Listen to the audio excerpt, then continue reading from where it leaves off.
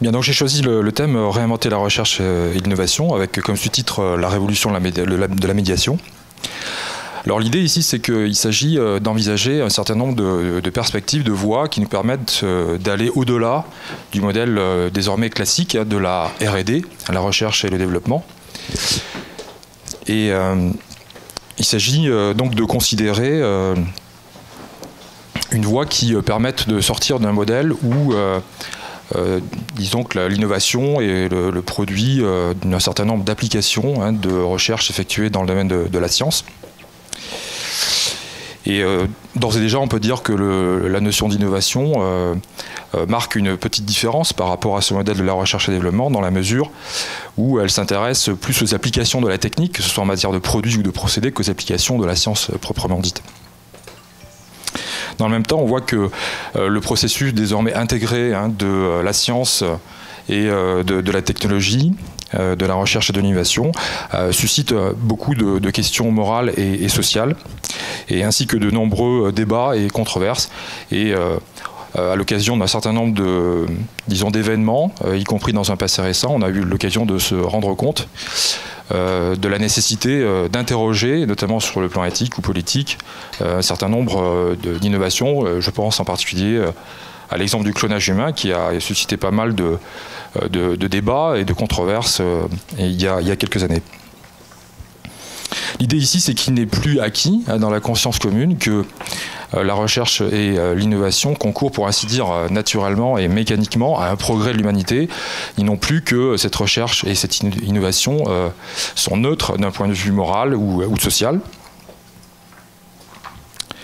Et cet état de fait nous oblige à repenser la dynamique de la recherche et de l'innovation en prenant nos distances à l'égard d'un modèle plus ancien, notamment présent au sein de la philosophie, qui introduit une démarcation ou une séparation assez nette entre ces différentes dimensions que sont d'un côté les domaines de la science, de l'autre le domaine de la morale, ou encore le domaine de l'art qu'on peut entendre ici au sens technique, celui des arts et métiers par exemple, ou au sens esthétique, celui des beaux-arts.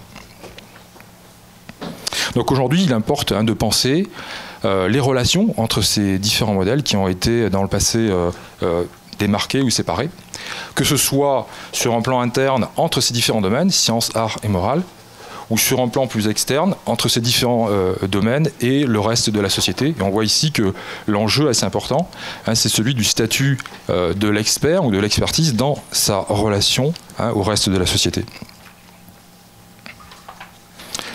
Alors on peut revenir un petit peu en arrière en adoptant une perspective qui relève d'une histoire de la philosophie, même si elle est ici présentée de façon succincte et sommaire, pour mettre en évidence en quoi consiste ce qu'on peut appeler la révolution de la médiation. Il faut se souvenir que ce qu'on appelle la modernité, donc cette époque qu'on peut dater de la Renaissance jusqu'au XVIIe ou XVIIIe siècle, c'est une époque qui est caractérisée par l'autonomie et la spécialisation de différentes sphères de pensée et d'activité. Et en philosophie, il est commun de distinguer ces trois grands domaines que sont la science, l'art et la morale. Et cette séparation entre ces différents domaines, qui se constituent en sphères de pensée et d'activité distinctes, trouve un écho tout à fait net dans la philosophie critique de Kant au XVIIIe siècle. La critique, qui est l'instrument de méthode privilégié par Kant, ça vient du grec klinein, qui veut dire trier, séparer ou passer au crible. Donc il s'agit bien de démarquer l'ensemble de ces formes de pensée et d'activité humaine, la science, l'art ou la morale, qui sont censés avoir chacun des critères propres, et donc ne pas se mélanger de façon indue, au risque de semer la confusion. C'est donc un travail de démarcation qui est envisagé par la critique. Et la révolution de la médiation, d'une certaine manière, qui correspond tout à fait à certainement un besoin de notre époque, consiste précisément à sortir de cette posture de démarcation, de séparation entre les domaines, pour pouvoir concevoir les relations, justement, entre ces domaines. Et cette méthode de la médiation est assez bien illustrée aujourd'hui par disons, ce qu'on appelle la théorie de l'acteur réseau, en bon français l'Act Network Theory, qui est pas mal représenté en France, notamment par des gens comme Bruno Latour ou Michel Callon de l'École des Mines de Paris, qui ont développé toute une théorie de l'innovation qui va dans ce sens de la médiation. Et cette théorie de l'acteur réseau insiste justement sur les processus de traduction d'un domaine à l'autre, et sur les associations qu'on peut envisager entre des acteurs, des éléments ou des entités tout à fait hétérogènes qui, a priori, n'ont pas grand-chose à faire les unes avec les autres. Et je reviendrai un petit peu là-dessus tout à l'heure. Alors cela dit, ce serait sans doute une erreur de perspective historique de considérer que cette méthode, donc cette théorie et aussi cette pratique de la médiation qui est portée par l'acteur réseau, nous est strictement contemporaine. Il y a un certain nombre de précurseurs tout à fait éminents qui ont non pas préparé cet avènement de la méthode ou la théorie de la médiation, de l'acteur réseau, mais qui disons, comportent un certain nombre d'éléments qui font penser immanquablement à cette théorie, bien qu'il soit assez daté maintenant dans l'histoire. Je prendrai juste deux exemples. Le premier exemple, c'est Léonard de Vinci, et le deuxième exemple, c'est John Dewey, un philosophe américain qui est à la charnière entre le 19e et le 20e siècle. Alors je vous ai mis ici quelques exemples de recherches qui ont été menées par Léonard de Vinci.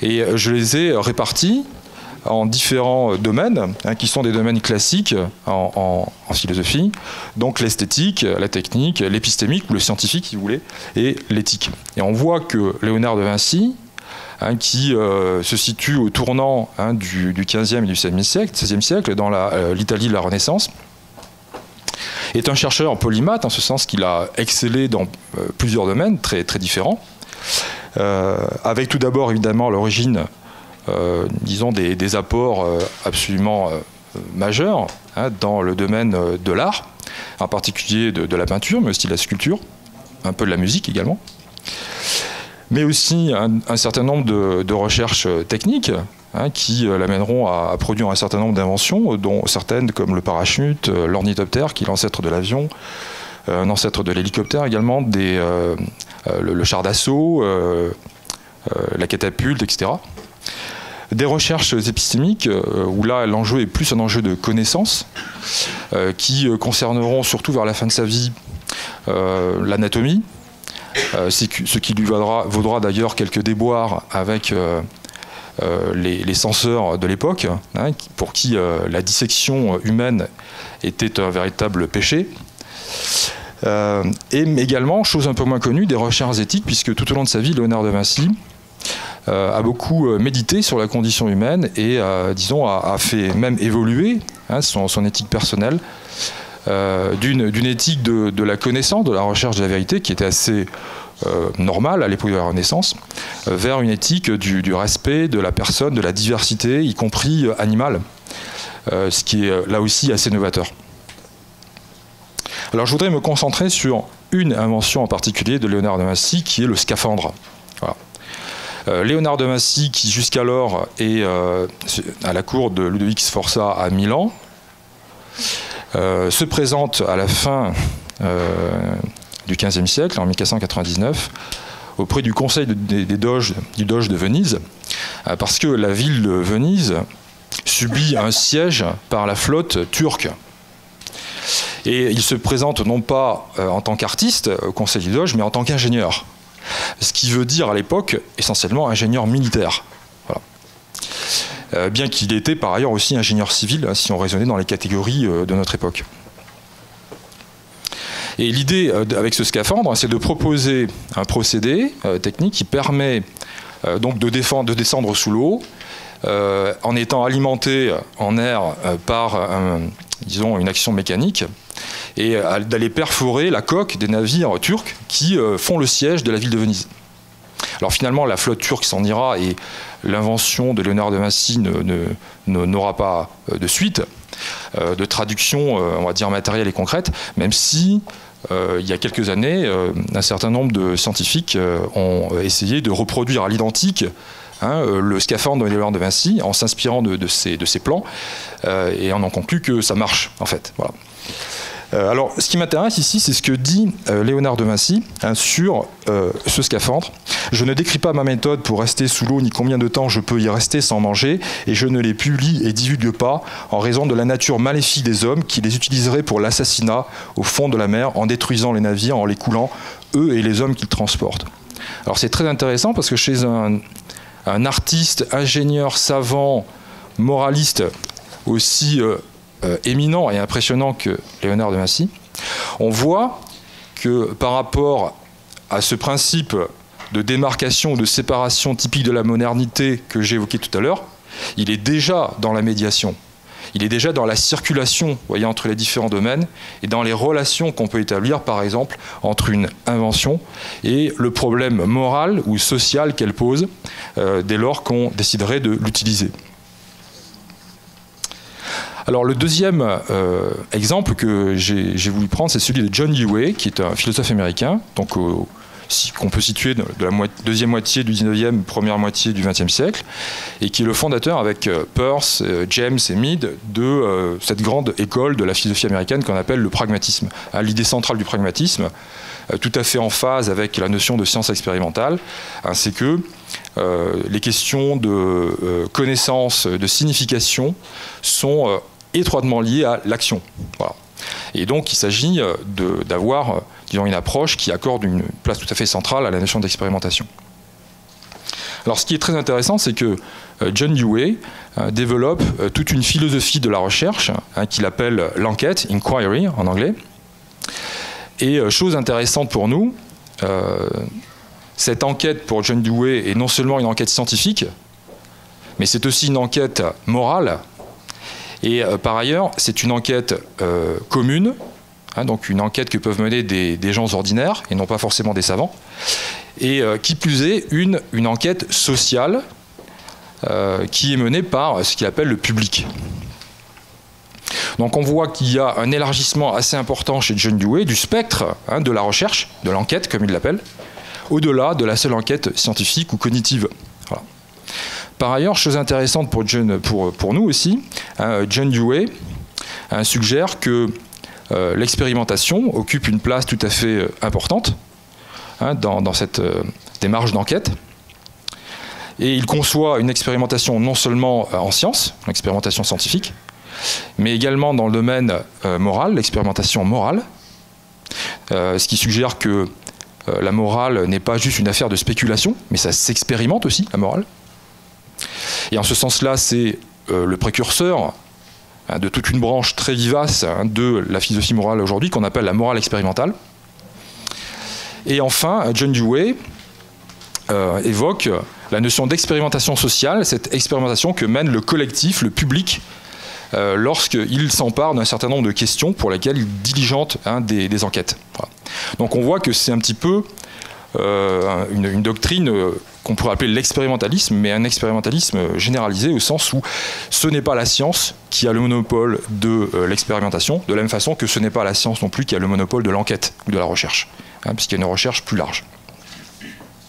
Alors maintenant j'en viens à l'acteur réseau, qui est donc une théorie ayant émergé ces 30 dernières années, on peut dire, notamment en France, mais aussi en Angleterre, sous la houlette de Bruno Latour et de Michel Calon, entre autres, et qui a fait véritablement école. Alors, la théorie de l'acteur réseau, Actor Network Theory, qu'est-ce que c'est ?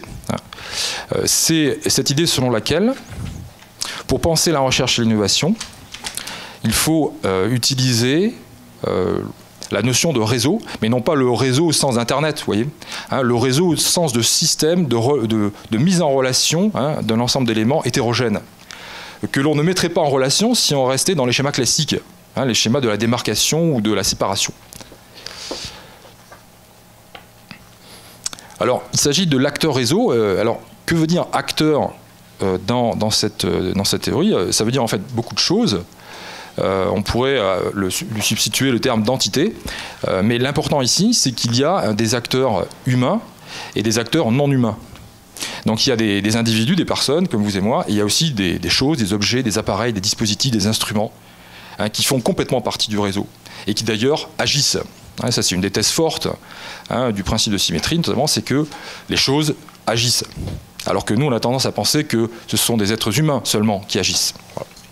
Alors, pour vous donner une image un peu plus précise et concrète de ce que c'est qu'un réseau et un réseau d'acteurs, on pourrait prendre l'exemple d'une station de ski en montagne. Voyez. Alors, si vous êtes un randonneur chevronné, la montagne, c'est une sorte de face-à-face entre vous et elle. Vous voyez, il y a moi et il y a la montagne. Et donc, je m'attaque à l'escalade, voyez, ou à la randonnée en montagne. Donc, une sorte de vis-à-vis entre un sujet et un objet. Un sujet qui est un individu et un objet qui est une montagne.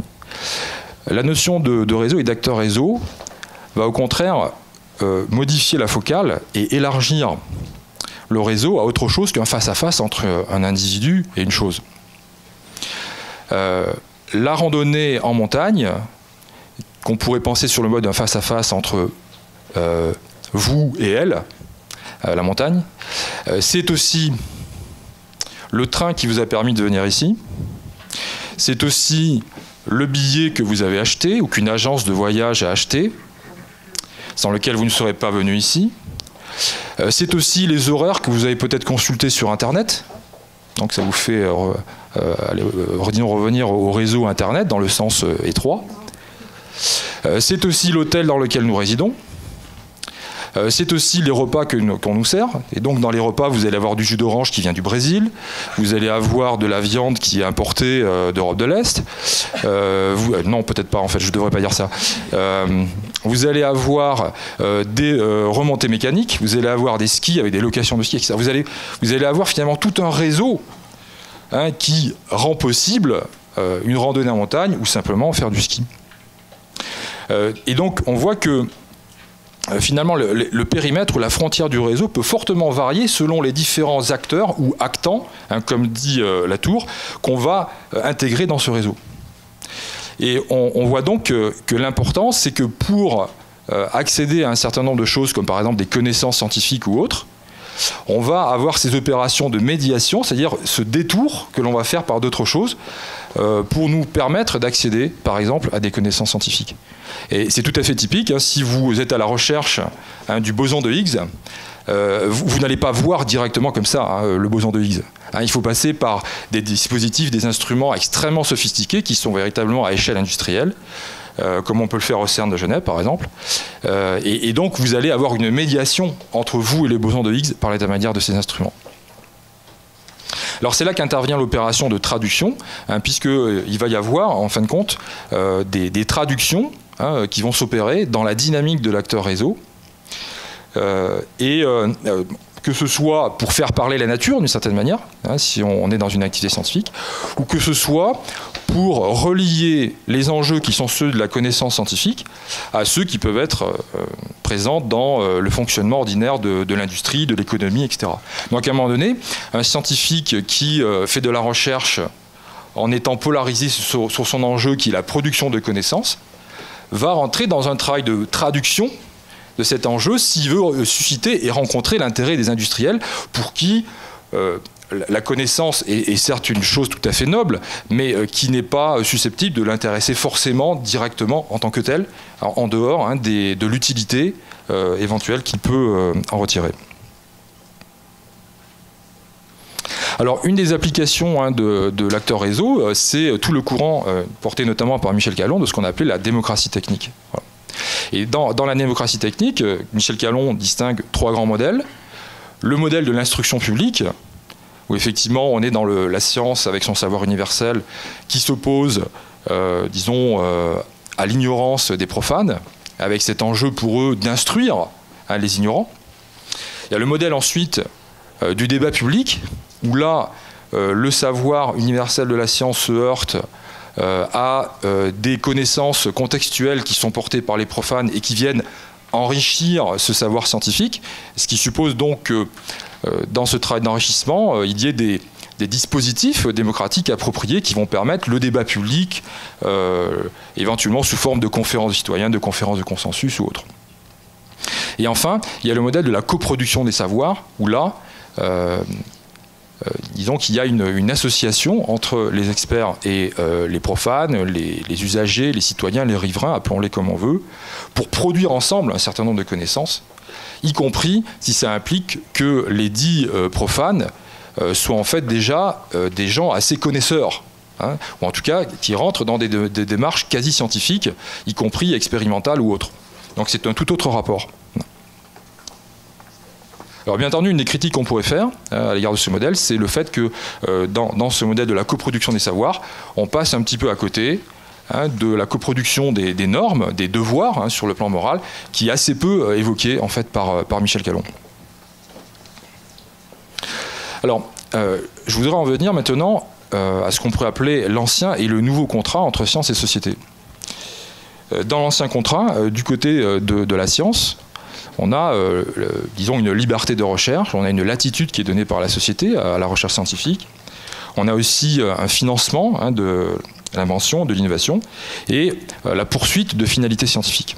Et du côté de la société, on a, disons, des promesses, des attentes de connaissance, de compréhension, et également une valeur marchande et sociale attribuée à cette connaissance.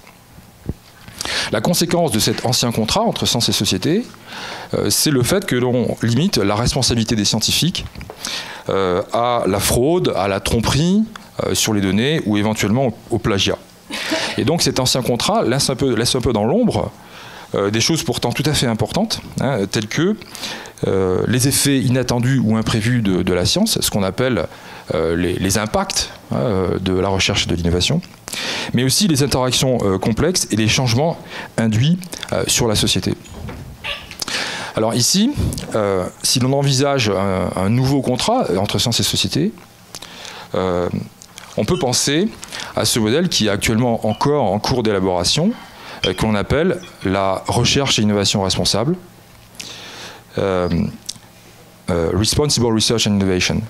Alors je dis qu'il est encore en cours d'élaboration parce qu'il y a eu un certain nombre de tentatives pour essayer de le formaliser, mais qui sont encore elles-mêmes dans un processus de recherche, un peu par tâtonnement, mais on peut d'ores et déjà se pencher sur la littérature existante afin de préciser un petit peu plus ce qu'on entend par recherche et innovation responsable, donc qui intègre normalement cette dimension de responsabilité sociale, morale, environnementale, au sein même de la recherche et l'innovation. L'idée de la recherche et l'innovation responsable, c'est qu'il y a donc l'intégration de cette dimension de responsabilité en amont et non plus seulement en aval des divers projets ou processus. Elle implique également une interaction entre les diverses parties prenantes, les laboratoires, les entreprises, les associations, les citoyens, etc. Et enfin, elle requiert une gouvernance démocratique qui repose sur l'information, la consultation, la concertation, la délibération, la participation, etc. Alors, je vous ai mis ici la définition de la recherche-innovation responsable telle qu'elle a été proposée par René von Schönberg, qui est donc à la Commission européenne, à la direction de la recherche et à l'unité éthique et gouvernance. Voici ce qu'il dit. Donc, la recherche et innovation responsable est un processus transparent et interactif par lequel les acteurs et innovateurs sociétaux deviennent mutuellement réactifs l'un envers l'autre en prêtant attention à l'acceptabilité éthique, à la soutenabilité et à la désirabilité sociétale du processus d'innovation et de ses produits commercialisables afin de permettre une intégration des avancées scientifiques et techniques dans notre société. Voilà une définition possible de la recherche et innovation responsable. Et on note les notions de transparence et d'interactivité, la réactivité. Alors c'est comme ça que je traduis de façon peut-être un petit peu partielle simplement la notion difficile de responsive ou responsiveness en anglais. Voilà. Mais qui n'est pas responsible, qui n'est pas responsable, très clairement.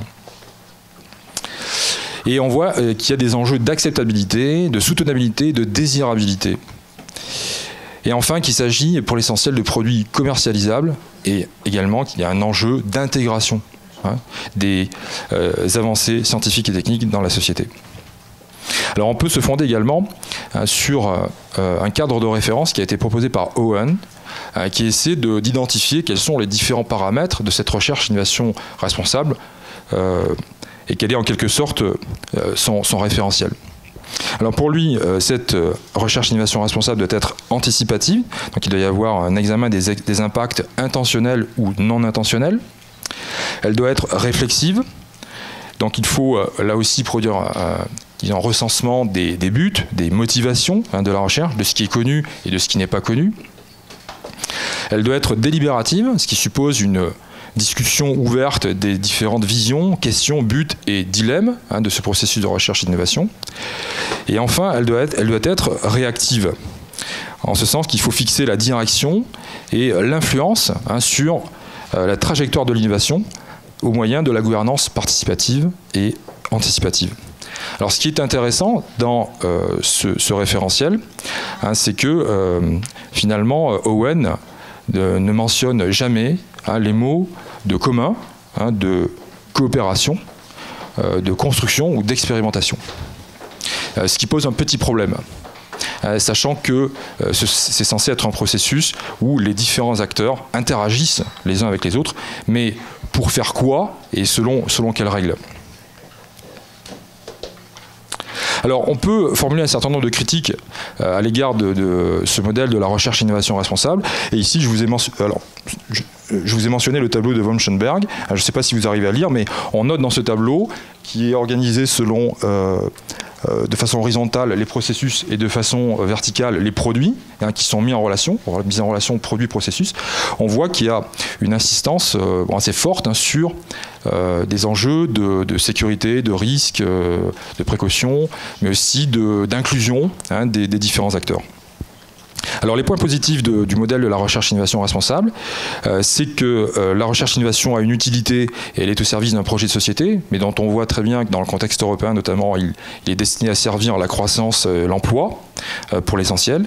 Il y a un souci d'intégration entre sciences et société, puisqu'il s'agit de produire une recherche et innovation qui est acceptable, soutenable, désirable. Il y a une attention pour la liberté d'initiative et d'entreprise des différents acteurs du processus. Et il y a un modèle, par ailleurs, relativement souple, dynamique, qui ouvre des possibilités d'évolution et d'adaptation. Ça, c'est le côté assez positif de ce modèle-là. Mais dans les points négatifs, on voit que c'est un processus qui est centré essentiellement sur l'innovation scientifique et industrielle. Donc il y a, si on parlait dans un jargon un peu savant, une épistémotropie ou une technotropie, c'est-à-dire une orientation vers la science et la technique, qui sont en quelque sorte les moteurs du processus. Et la société s'organise autour de ce moteur que sont les recherches scientifiques et les innovations techniques. Il y a une insistance sur la responsabilité des acteurs comme contrepartie de leur liberté, ce qui est une vision finalement très libérale et anglo-saxonne des choses. Vous êtes libre, mais du coup, vous avez une responsabilité. Voilà. Il y a une polarisation sur la sécurité, le risque et la précaution, ce qui est une vision qu'on pourrait qualifier d'assez assurantielle des choses. On se garantit, on se prémunit. Et il y a un certain flou sur le pilotage du processus qui pose la question du mode de gouvernance du changement. Alors, on peut s'interroger sur ces limites du modèle de la recherche-innovation responsable et proposer un modèle alternatif, en tout cas qui permet d'honorer un certain nombre de demandes ou d'attentes qu'on est en droit de formuler à l'égard d'un processus de recherche et innovation qui justement va mettre ensemble dans un réseau d'acteurs tout un ensemble de personnes, des individus, des collectifs, mais aussi, si on suit la théorie de l'acteur réseau, des acteurs non humains, des dispositifs, des instruments, des appareils, etc. Alors, vous avez la primeur au séminaire du Graphe de ce modèle-là, que je suis encore en train d'élaborer, donc je ne prétends pas qu'il est parfait, parce qu'il y a sans doute beaucoup de choses encore à modifier, et peut-être que les remarques que vous me ferez m'inciteront à revoir de fond en comble ce modèle, que je jetterai donc à la poubelle après le séminaire du Graphe. Alors l'idée ici de la notion de recherche-innovation commune, c'est de proposer une voie qui est un petit peu différente de la voie de la recherche-innovation responsable, qui est en passe de devenir la version dominante de l'Union européenne aujourd'hui, voilà, en matière de recherche et d'innovation. Et donc l'enjeu de la recherche-innovation commune, ce n'est pas tellement de tempérer les effets néfastes du progrès au moyen d'une démarche de responsabilité, que de produire une recherche et une innovation en commun et pour le commun. Voilà. D'où l'importance de cette notion de commun, de communauté qui est essentielle ici. Alors voici les quelques critères qu'on peut retenir, qui ne sont peut-être pas exhaustifs ni définitifs pour ce modèle de la recherche-innovation commune. C'est un processus coopératif. Le mot coopération est tout à fait important ici, d'investigation, de conception, de production, d'usage ou d'échange. Et le mot échange ici est tout à fait crucial, dans lequel les acteurs sont tous des chercheurs ou des innovateurs engagés, chacun à leur manière, dans des recherches ou des innovations au sein d'un réseau. Ça ne veut pas dire, si vous voulez, que un expert est sur le même plan qu'un profane, puisqu'il y a évidemment des différences de compétences, de formation, d'éducation, etc. Mais ça veut dire que tout le monde est un chercheur et un innovateur, à sa manière. Ce qui veut dire donc qu'il y a de la recherche et de l'innovation scientifique, mais aussi sociale, morale, etc. Dans leur domaine de spécialité, ainsi que dans le domaine de généralité que ce dernier forme avec les domaines de spécialité des autres acteurs, donc il y a bien des spécialistes toujours, mais l'interaction entre les différents acteurs crée un domaine de généralité, c'est-à-dire une mise en commun qui produit quelque chose de tout à fait nouveau et qui est plus que la somme des différents savoirs des spécialités. C'est autre chose qui est produit par ces relations entre les différents acteurs. Alors selon une démarche dynamique de responsabilité, certes, mais aussi de construction et d'expérimentation multiples, tant scientifique, morale que sociale. Donc ici, c'est l'aspect de co-construction, mais aussi de co-expérimentation dans les différents domaines qui est mentionné. Attentive à la complexité des relations, des structures, des situations et des changements, mais aussi à la simplicité des trajectoires d'évolution du processus. Alors qu'est-ce que c'est la simplicité?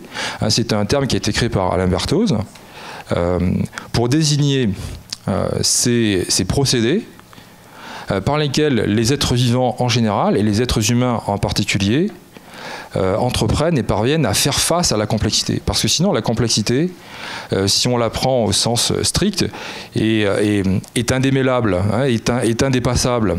Mais pourtant, il faut bien faire face, pour des motifs d'urgence, d'action et de décision, à cette complexité.